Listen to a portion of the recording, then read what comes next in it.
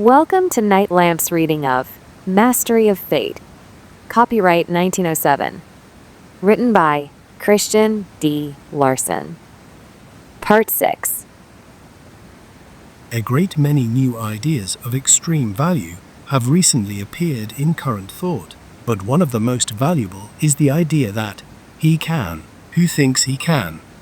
And in the mastery of fate, it will not only be necessary to keep this idea constantly in mind, but also to make the fullest possible use of the law upon which this idea is based.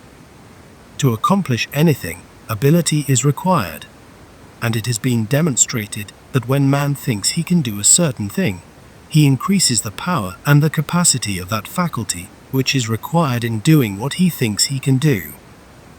To illustrate, when you think that you can succeed in business, you cause your business ability to develop, because by thinking that you can succeed in business, you draw all the creative energies of the system into the business faculties, and consequently those faculties will be developed.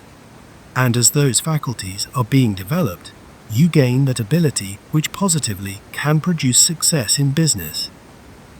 You develop the power to do certain things by constantly thinking that you can do those things, because the law is that wherever in mind we concentrate attention, there, development will take place. And we naturally concentrate upon that faculty that is required in the doing of that which we think we can do. If you think that you can compose music, and continue to think that you can, you will develop that musical faculty that can compose music. Even though you may not have the slightest talent in that direction now, by thinking constantly that you can compose music, you will develop that talent. Results may begin to appear in a few months, or it may require a few years. Nevertheless, if you continue to think that you can compose music, you will, in a few years, be able to do so. Later on, you can develop into a rare musical genius. Persistence, however, is required, and all thought must be concentrated daily upon that one accomplishment. But this will not be difficult, because ere long the entire mind will form a tendency to accumulate all its power and creative energy in the region of that one faculty. And constant development will take place both consciously and unconsciously. Whatever a man desires to do, if he thinks that he can, he will develop the necessary power. And when the necessary power and ability are gained, the tangible results inevitably follow. This law enables man to accomplish anything that he may desire, whether a few weeks, a few years, or a lifetime be required in reaching the goal. He positively will sooner or later reach the goal if he continues to think that he can. Thought is creative. Thought makes man what he is, and thought can change man or any of his mental qualities if he chooses to have such changes made. All desirable changes are due to greater development, and since thought is creative and does develop, wherever the creative power of thought is concentrated, their development will take place. There are many ways to develop the various mental faculties through the concentration of thought, but the most penetrating and the most thorough method is to persistently and continually think that you can do what the faculty you wish to develop is created to do. If you wish to become a great orator, continue to think that you can deliver a matchless oration. And if you persist in this process of thinking, your oratorical faculties will receive so much constructive thought, so much creative energy, and so much power that a high development must positively take place in those faculties. The whole of mind will be given to oratory, and oratory cannot fail to develop. Whenever we give the whole of mind to any faculty, that faculty becomes remarkable. Therefore, man can make himself remarkable in any direction he may choose. The secret is persistence. After you have decided what you want to do, begin to think that you can, and continue without ceasing to think that you can. Pay no attention to temporary failures. Know that you can, and continue to think that you can. To continue in the consciousness of the law that underlies this idea will bring greater results and more rapid results, because in that case you will consciously direct the developing process, and you will know that to think you can is to develop the power that can.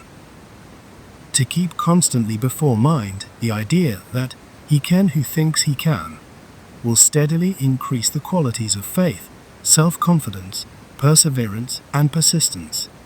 And whoever develops these qualities to a greater and greater degree will move forward without fail.